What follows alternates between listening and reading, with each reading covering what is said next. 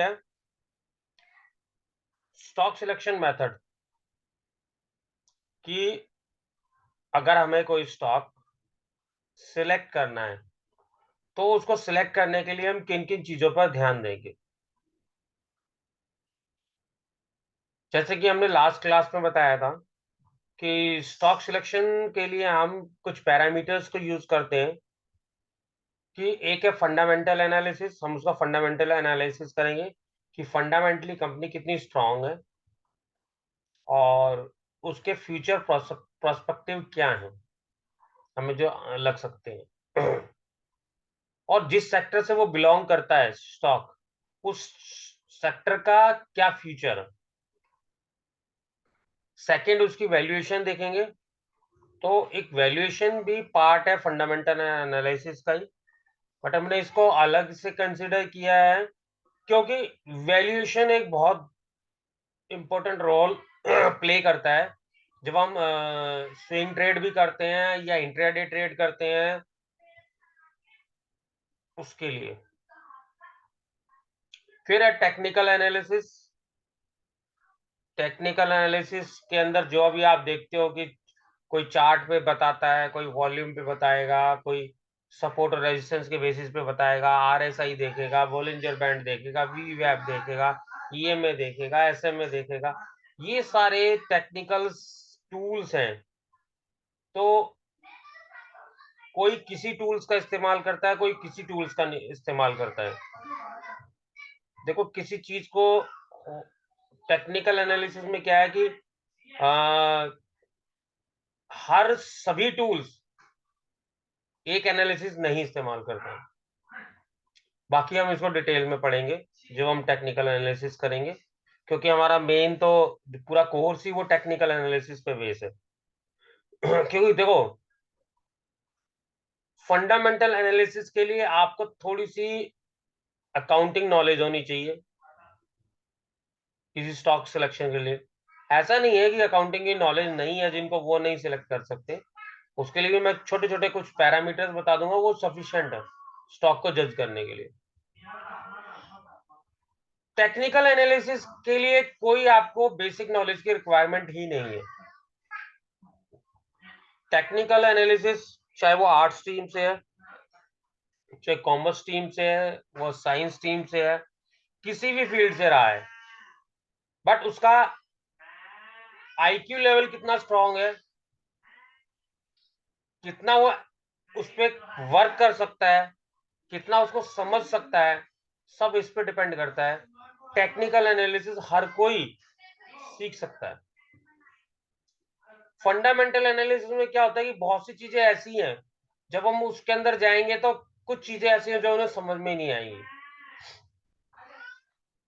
जैसे हम कहें कि ऑपरेटिंग प्रॉफिट रेशियो और नेट प्रॉफिट रेशियो में क्या डिफरेंस है, ठीक है, डायरेक्ट एक्सपेंसेस क्या है, इनडायरेक्ट एक्सपेंसेस क्या है। तो बहुत सी ऐसी चीजें होती है जो जो फाइनेंशियल फील्ड से है उनको समझ में आएंगी, लेकिन टेक्निकल एनालिसिस सबको समझ में आ जाएंगी। और टेक्निकल एनालिसिस के टूल्स ऐसे टूल्स हैं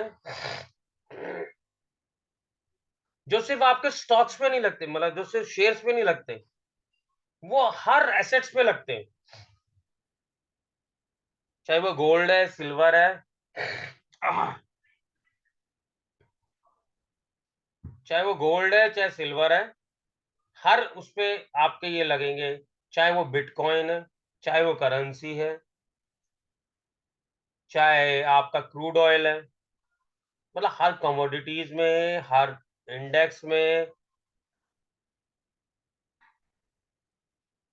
और स्टॉक्स में, बिटकॉइंस में, सब में ये यही टेक्निकल एनालिसिस टूल इस्तेमाल करोगे और उसके बेसिस पे आप किसी भी एसेट्स का ये आइडिया लगा सकते हो कि फ्यूचर में इसमें क्या एक्टिविटी हो रही है। Time horizon. टाइम होरिजन का मतलब क्या है कि हम किस तरह के इन्वेस्टर हैं। हमारा व्यू लॉन्ग टर्म है, शॉर्ट टर्म है,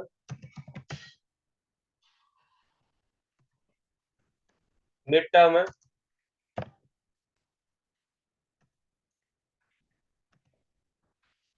या ट्रेडिंग है।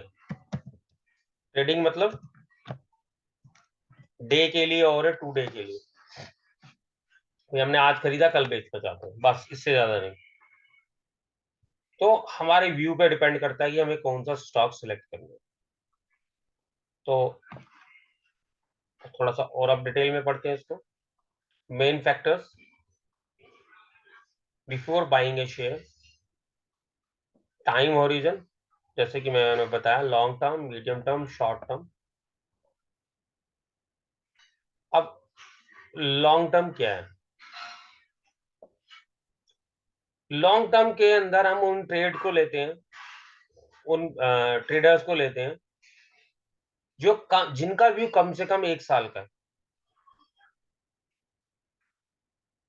मीडियम टर्म हम उसको लेते हैं जिनका व्यू अप्रोक्सीमेटली 6 मंथ का है, 3 to 6 month. Short term view, short term trader वो हैं जो उसको 1 वीक से 3 मंथ के लिए रखना चाहते हैं। उसके बाद इसमें एक और आ जाएगा डे ट्रेडर।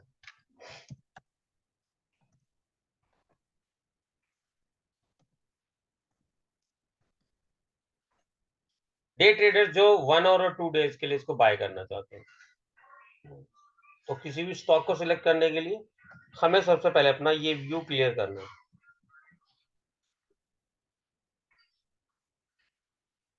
90% ट्रेडर्स का व्यू बाद में डिसाइड होता है कि इस शेयर में क्या करना है, और वो वहीं पे गलती कर जाते हैं। कैसे मतलब? फॉर एग्जाम्पल, विजय जी ने टाटा मोटर खरीदा कि भाई अभी 420 पे खरीद लेता हूँ, और अभी दिन में ही 425-30 आएगा, बेच के निकल जाऊंगा। भाई 420 पे बेचा, खरीदा था, वो 415 आ गया। अब स्टॉप लॉस लगाने की तो आदत है नहीं हमारी, क्योंकि स्टॉप लॉस से तो कहते हैं हमारा स्टॉप, हमारा ही प्राइस आता है, स्टॉप लॉस लग जाता है, उसके बाद हमारा शेयर ऊपर बढ़ जाता है। तो क्या हुआ, उन्होंने कहा चल यार लॉस में नहीं बेचना, इसको ना मैं कैरी करके ले जाऊंगा, यानी मैं कल बेच दूंगा। वो भाव कल भी नहीं आया। नहीं, बेचना नहीं है मैंने, मैं कल भी नहीं बेचूंगा इसको, अब नहीं बेच रहा मैं, कोई बात नहीं, जब आएगा आएगा। और गिरते गिरते 380-85 आ गया। अब बेचा तो नहीं, लेकिन अब 1 महीना हो गया, 2 महीने हो गए, 3 महीने हो गए, अब टाटा मोटर बढ़ नहीं रहा। और उधर देखा, महिंद्रा ही महिंद्रा तो यार बढ़ता जा रहा है, बढ़ता जा रहा है।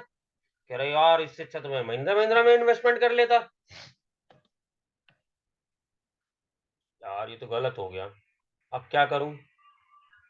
चल यार एक काम करते, अरे टाटा मोटर चल यार 415 आ गया, यार पता नहीं ये कहीं यहीं से वापस ना हो जाए, तो एक काम कर इसको बेच, महिंद्रा महिंद्रा ले लेते। तो उन्होंने टाटा मोटर को बेच दिया। यानी पहले उन्होंने डे ट्रेड के लिए ट्रेड किया था, day trade become short term trade, फिर मीडियम टर्म ट्रेड बन गया, और फाइनली इनका पेशेंस को टेस्ट किया, वो स्टॉक मूव नहीं हुआ ऊपर की तरफ, और जो है ये उस टाइम पे एग्जिट हो गए जब स्टॉक, उस स्टॉक में ब्रेकआउट आना शुरू हुआ। अब ऐसा बताइए कितने लोगों के साथ होता है? मेरे साथ भी कई बार हुआ है। ये ये सभी के साथ होता है। ये 90% लोगों के साथ होता है, जो जो अपना व्यू क्लियर नहीं करते कि मेरे को ये शेयर कितने पीरियड के लिए लेना है, या किस लेवल के लिए लेना है। तब तक आप ना असमंजस में रहोगे, आप ये डिसाइड ही नहीं कर पाओगे कि आपने करना क्या है, आप क्लियर ही नहीं कर पाओगे अपने ब्रेन को, आप शॉर्ट टर्म ट्रेडर हो, स्विंग ट्रेडर हो, लॉन्ग टर्म ट्रेडर हो, इन्वेस्टर हो, आप डिसाइड ही नहीं कर पाओगे। इसका सबसे अच्छा तरीका क्या है इस समस्या को से निपटने के लिए, मैं बताता हूं आपको। या तो अपनी कैपिटल को डिवाइड कर लो, मान लो किसी के पास 2 लाख की कैपिटल है, वो कहता है कि मैं 1.5 लाख रुपया तो इस्तेमाल करूंगा इन्वेस्टमेंट के लिए और 50,000 रुपये यूज करूंगा इंट्राडे ट्रेड के लिए। एक तरीका ये है। दूसरा तरीका क्या है, अपने 2 डीमेट अकाउंट रखो। आपका कभी भी इन्वेस्टमेंट करने का मन करे तो उठा के उसमें एक एक को बनाओ इन्वेस्टमेंट के लिए, एक को बनाओ इंट्राडे ट्रेड। तो जब आपको इन्वेस्टमेंट करने का मन कर रहा है तो उसमें सिर्फ इन्वेस्टमेंट करते रहो, निकालने की बात मत करो। या जो तुम्हारा व्यू है उसके हिसाब से उसमें कर लो, स्विंग ट्रेड है या कुछ भी। और एक एक एक अकाउंट को रखो, भाई मेरे का इंट्राडे ट्रेड ही करना है। तब आप अपनी इस चीज को बहुत अच्छे से कंट्रोल कर सकते हो। वरना अगर आप एक ही अकाउंट में करोगे, या आपने आपने ये डिसाइड नहीं किया कि आपकी मनी कौन सी इन्वेस्टमेंट के लिए और कौन सी ट्रेडिंग के लिए, तो आप जो है ना हमेशा कंफ्यूज हो जाओगे। आप जितना जितना मर्जी फंड डाल लो उसके अंदर, स्टॉक उसमें, आप समझ ही नहीं पाओगे कि आपने उस फंड को कैसे यूटिलाइज करना है। आपको बड़ा स्ट्रिक्ट होना पड़ेगा इसके लिए। और ये आज समझ लो चाहे 2 साल बाद समझो, फाइनली सक्सेस उसी के साथ मिलेगी। क्योंकि यहाँ पे हमारे एक जुड़े हुए होंगे अभी अनिल जी, उनके साथ ये बड़ी प्रॉब्लम थी। क्यों अनिल जी? हाँ जी, बिल्कुल बिल्कुल। आपके जो लास्ट टाइम प्रॉब्लम आई थी उस टाइम भी मैंने यही आपसे डिस्कस किया था कि पहले अपना व्यू क्लियर कर लो कि आपने करना क्या है और कितनी कैपिटल। मैं ये नहीं कहता कि आप सिर्फ इन्वेस्टर बन जाओ, मैं ये नहीं कहता कि आप सिर्फ ट्रेडर बन जाओ।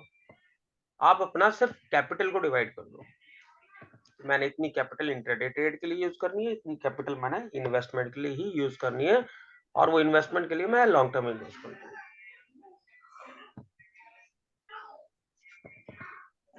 तो ये तो व्यू का हो गया टाइम ओरिजन। और जैसे जैसे हम आगे बढ़ेंगे इस पे हम और बात करेंगे, क्योंकि एक बहुत इंपॉर्टेंट फैक्टर है। हमारी सक्सेस और फेलियर इसी पे डिपेंडेंट है।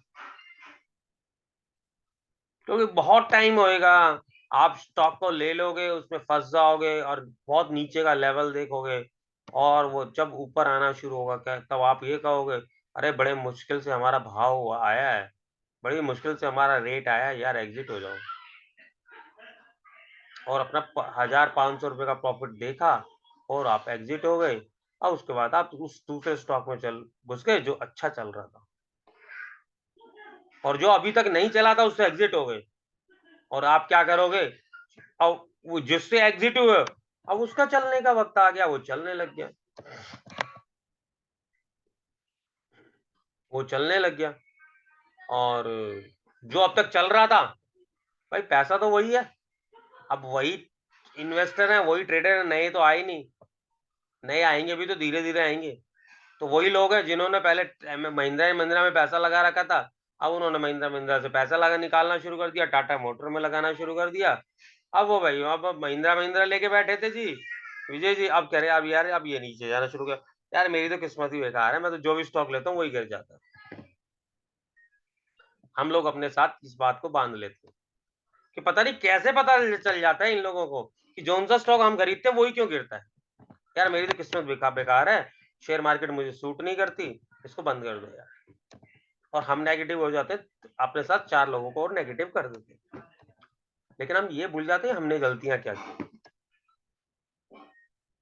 ठीक है, नेक्स्ट वन इज फंडामेंटल। अब फंडामेंटल फंडामेंटल के लिए जो हमारे पास मेन है, एक नंबर 1, कंपनी किस प्रोडक्ट में डील करती है। देखो, आपने किसी शेयर में स्विंग ट्रेड कर रहे हो या शॉर्ट टर्म ट्रेड कर रहे हो, इंट्राडे ट्रेड कर रहे हो, मुझे भी नहीं पता होता भाई। श्री राम ट्रांसपोर्ट फाइनेंस आया, शेयर अच्छा लग रहा है, चार्ट पे अच्छा लग रहा है, ले लिया और उसी दिन बेच दिया। मुझे जरूरत ही नहीं है उस कंपनी का प्रोडक्ट क्या है, किसमें डील करती है, किसमें डील नहीं करती। बट आप इन्वेस्टमेंट करना चाहते हो लॉन्ग टर्म के लिए, अगर आप उसको लॉन्ग टर्म के लिए इन्वेस्टमेंट करना चाहते हो तो क्या करोगे? उसका प्रोडक्ट के बारे में जानना जरूरी है। ऐसा क्यों? प्रोडक्ट से क्या फर्क पड़ता है? देखिए, टाटा मोटर का शेयर 80-90 रुपए पे घूमा करता था, ठीक है। और टाटा मोटर की एक भी गाड़ी इंडिया में रोड पे नहीं दिखती थी। मुझे जो याद है, मोटर की टाटा इंडिका आती थी, टाटा इंडिका V2 वगैरह, जो लास्ट गाड़ी जो इससे उस टाइम देखी थी। और सूमो वगैरह कुछ गाड़ियां थी जो भी, वो 70, 80, 90, 100 ऐसे रेट पे घूमता था। अब क्या हुआ, सब कहते हैं यार टाटा मोटर्स 100 रुपए वाला शेयर 400 रुपए पहुंच गया। अरे भाई ये तो बताओ वो पहुंचा क्यों? उसके पीछे रीजन क्या है? उसके पीछे रीजन उसका प्रोडक्ट है। टाटा मोटर की पहले आपको गाड़ियां रोड पे नहीं दिखती थी, अब टाटा मोटर की गाड़ियां बहुत दिखती हैं। कोई भी कहता है अरे यार मारुति की गाड़ी ठीक है, सेल अच्छी है, बट उसकी क्वालिटी अच्छी नहीं है, बहुत हल्की गाड़ी है। टाटा मोटर देखो कितनी हैवी गाड़ी बना रहा है, ड्यूरेबिलिटी है, सेफ्टी है। अब सब उसके प्रोडक्ट का अप्रिशिएट कर रहे हैं, प्रोडक्ट को अप्रिशिएशन मिल रहा है तभी तो शेयर बिक रहा है, तभी तो शेयर की डिमांड कर रहे हैं। महिंद्रा एंड महिंद्रा 700 से 1200 आया, क्यों आया? महिंद्रा एंड महिंद्रा ने पीछे एक साल में कितनी गाड़ियां लॉन्च करी हैं। अदानी टोटल गैस, आज से 2 साल पहले शेयर 50-55 का शायद रहा होगा। अभी मैं आपको चार्ट में दिखाता हूँ कि अदानी टोटल गैस शेयर कितने का है।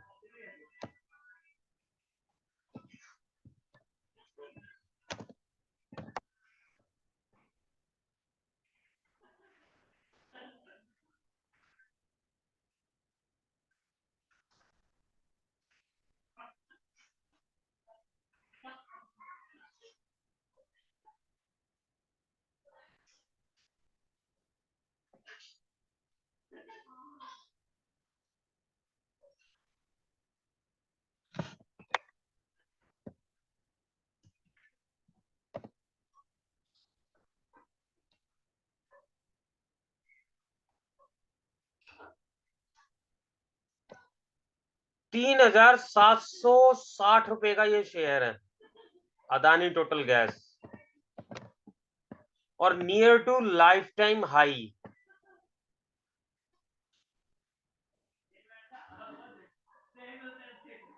Near to life time high.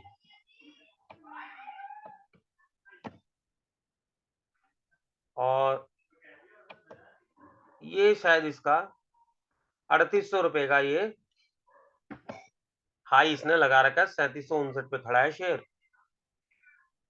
अब आप ये लगा लो, ये शेयर अब देखते हैं कि 2 साल पहले कहां था।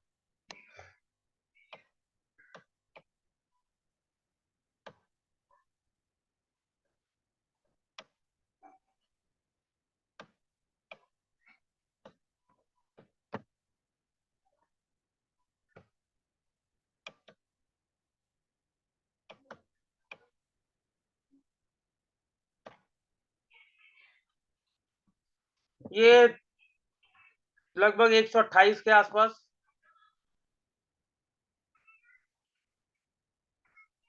128 वाला शेयर, मतलब अक्टूबर 2021 की बात करें, अब अक्टूबर 2023 है, 2 साल में 128 रुपए वाला शेयर आज 38 रुपए पे खड़ा है, 3800 रुपए पे खड़ा है। यानी अब हम जरा देखते हैं,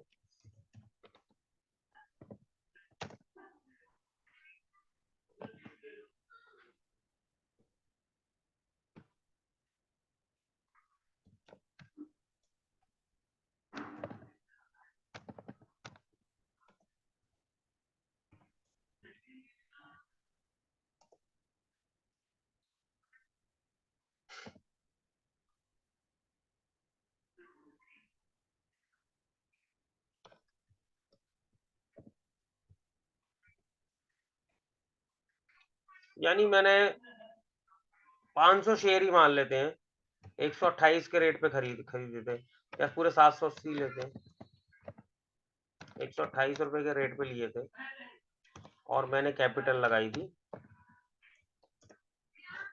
लगभग 1 लाख के करीब 2 साल पहले। अब वो शेयर हो गया 3800 रुपए का।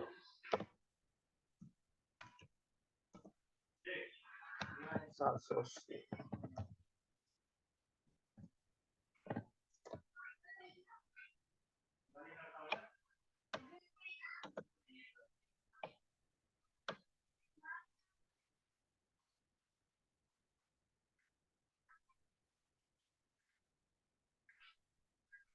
कितने हो गए?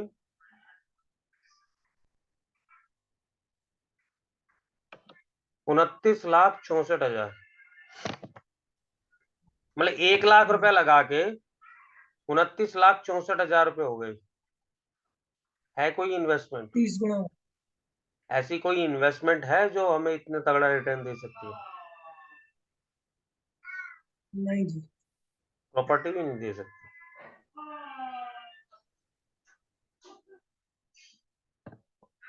बस क्या है, लेकिन समस्या क्या आती है, जिसने 128 का भाव देखा, जिस दिन उसके शेयर का रेट 500 रुपये हो गया, वो क्या करता है, अरे यार 128 वाला 4 गुना हो गया यार, पैसे निकाल लेना यार, और कितना बढ़ेगा, उसने पैसे निकाल लिए। अच्छा, जिसने 500 पे खरीदा वो 1000 पे निकल गया। इतनी बड़ी रैली कौन देख सकता है? सिर्फ वही देख सकता है जो स्टॉक का भाव ना देखे, जो अपने स्टॉक का भाव ना देखे वही देख पाएगा। या मतलब जो डेली अपने शेयर प्राइसों को चेक करता है ना, वो कभी इतनी बड़ी रैली मेरे हिसाब से तो नहीं देख सकता।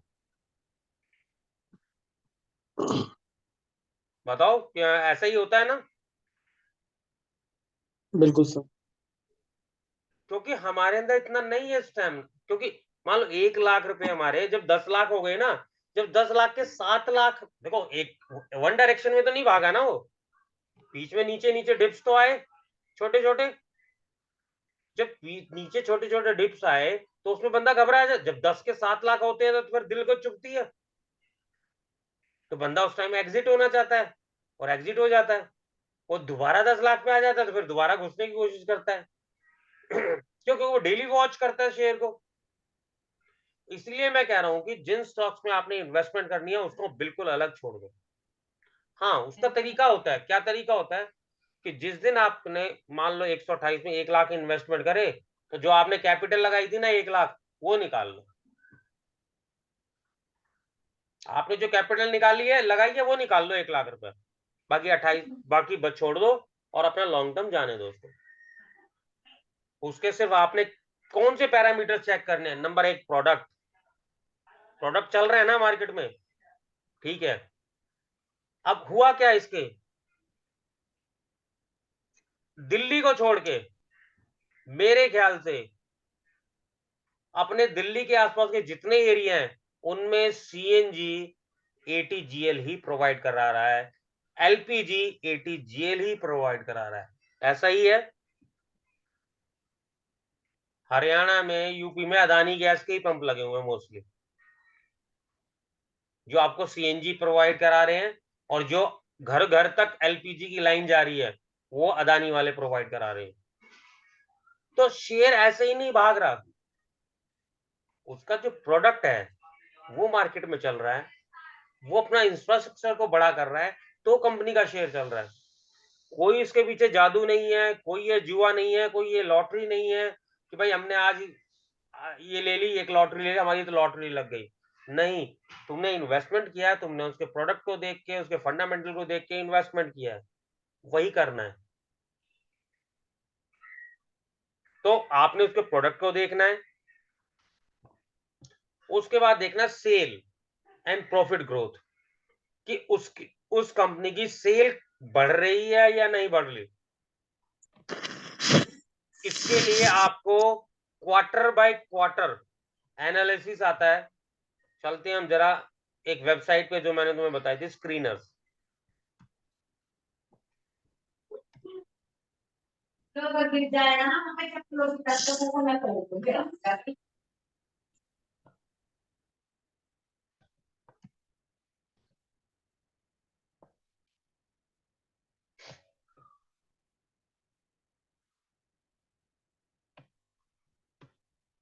ATGL is engaged in a city gas distribution business and supplying natural gas to domestic, commercial, industrial and vehicles users. Key point promoted by Adani Total Group, incorporated and cooperated by, ये पूरा इसके बारे में detail मिल जाएगी आपको। Account खोलना, account register करना पड़ेगा, ठीक है। मार्केट कैपिटल अब इसकी 4,13,446 करोड़ है। करंट प्राइस 3759 का है। हाई लो एक साल का इतना है। डिविडेंड यील्ड 0.01% है। फेस वैल्यू 1 रुपए है। Return on capital employed, return of capital employed 24.6% है और रिटर्न ऑफ इक्विटी इज 23% है। स्टॉक का पीई 853।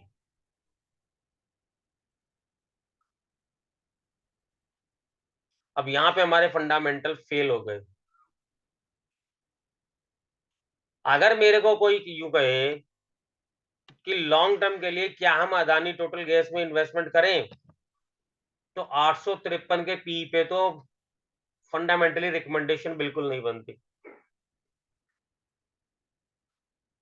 अगर स्टॉक का पी 853 है, वो बहुत ज्यादा ओवर वैल्यूड है, क्योंकि हमें जिस स्टॉक में इन्वेस्टमेंट करनी है लॉन्ग टर्म के लिए, उसका पी होना चाहिए मैक्सिमम 25, मिनिमम 15 to 14। बस इस रेंज के बीच वाले स्टॉक्स में हमें डील करना है।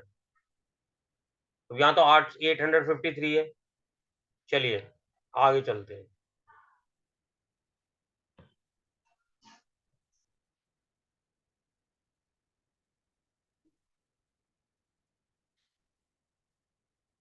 ये इसके अदर पीयर्स हैं, मतलब जो और गैस डिस्ट्रीब्यूशन का काम करते हैं। तो इनमें आप देखोगे 4.94, 9.25, 19.52, 7.90, 15.21 and 12.37, where Adani total gas is stood at 853.26। तो ये बहुत ज्यादा ओवर वैल्यूड है, तो इसने एक बार नीचे तो आना ही आना है। अब वो कब आएगा, वो हो सकता है 9,000 के बाद आए, 10,000 के बाद आए, या अपनी सेल बढ़ाए, क्या है क्या नहीं है वो हमें नहीं पता। बट प्रिंसिपल जो फंडामेंटल फैक्टर्स हैं वो कहते हैं कि अब इस लेवल पे लॉन्ग टर्म के लिए इन्वेस्टमेंट करने के लिए हमें ये स्टॉक ठीक नहीं लगता। हो सकता है ये यहाँ से डबल भी हो जाए एक साल में, हम उसकी नहीं कहते। बट हमारे जो पैरामीटर्स हैं वो पैरामीटर्स कह रहे हैं कि हम इसमें अब लोग इस लेवल पे लॉन्ग टर्म इन्वेस्टमेंट नहीं करेंगे। पीयर्स को हम बाद में देखते हैं, इसके क्वार्टर्स का रिजल्ट देखते हैं। सेल 473, 489 थोड़ी बढ़ी, 462 फिर कम हुई, जून में और कम हो गई, बहुत कम रह गई, फिर सितंबर 2020 में बढ़ी, फिर दिसंबर में बढ़ी कुछ, फिर देखो अब इसके बाद देखो इसकी सेल देखो, स्टॉक का प्राइस बढ़ा तो ये भी सेल्स भी इसकी धीरे धीरे धीरे दिसंबर 2021 में देखो, दिसंबर 2020 से 2021 में डबल हो गई और सितंबर 2022 की उसकी भी डबल हो गई। ठीक है, तो यानी आपने एक तो इसको सेल को देखना है, दूसरा प्रॉफिट ग्रोथ। अब इसका प्रॉफिट देखो कहां दिखेगा,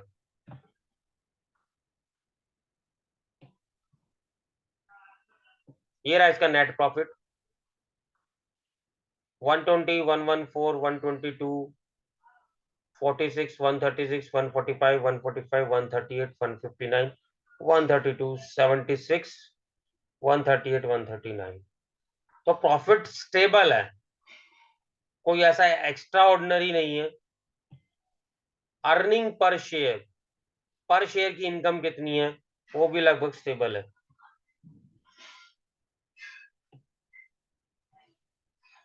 तो हम जब देखेंगे, अभी आ गया year on year on year basis कि मार्च 2016, 17, 18, 19, 20, 21, 22 में कैसा रहा। तो ये ईयरली सेल्स है इनकी, ठीक है, बढ़ रही है।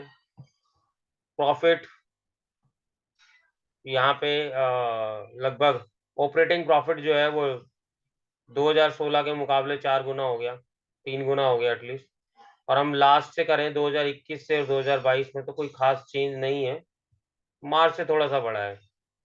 तो आप ये देखोगे इसका नेट प्रॉफिट इतना नहीं बढ़ रहा, सेल्स इतनी ज्यादा नहीं बढ़ी, फिर भी शेयर प्राइस बहुत ज्यादा बढ़ा है। तो इसलिए इसका प्राइस अर्निंग रेशियो ना वो बहुत बढ़ गया, वो पी रेशियो। तो हमें देखना क्या है, एक तो उसकी सेल की ग्रोथ होनी चाहिए, सेल कम नहीं होनी चाहिए ईयरली बेसिस पे, और क्वार्टरली बेसिस पे भी देख सकते हो।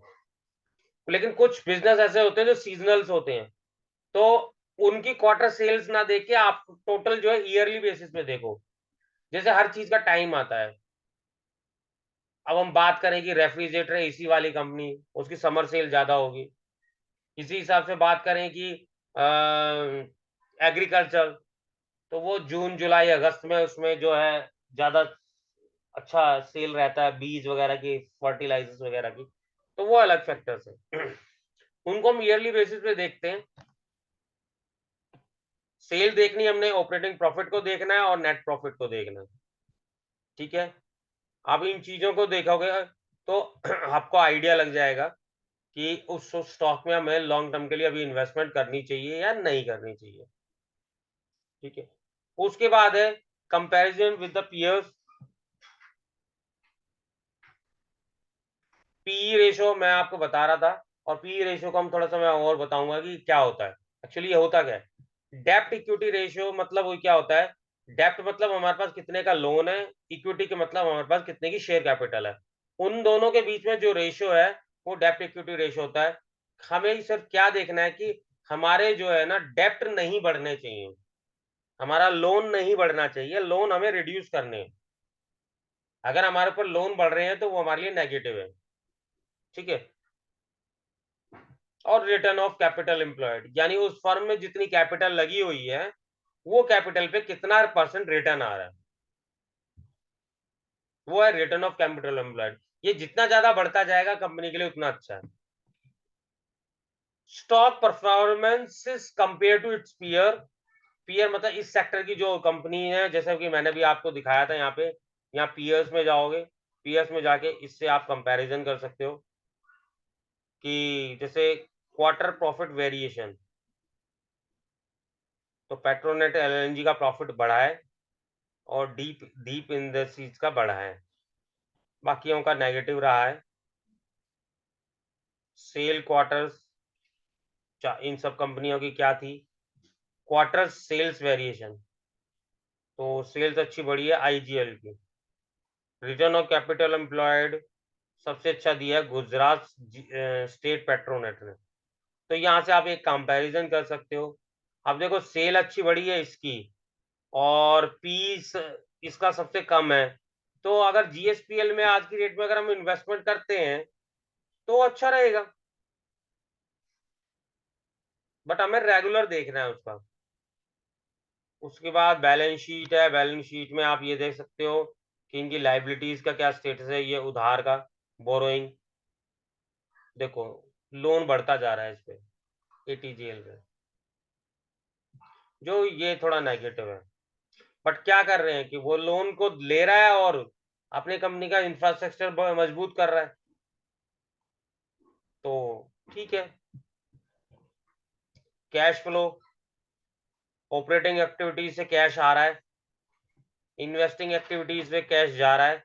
तो देखो इन्वेस्टिंग एक्टिविटीज में कैश कितना इन्वेस्ट हो रहा है, मतलब कि माइनस में जाने का मतलब वो अपनी नया नया बिजनेस को ग्रो करने के लिए ज्यादा इन्वेस्टमेंट कर रहा है, लेकिन मेन उसके बिजनेस से कैश बढ़ रहा है।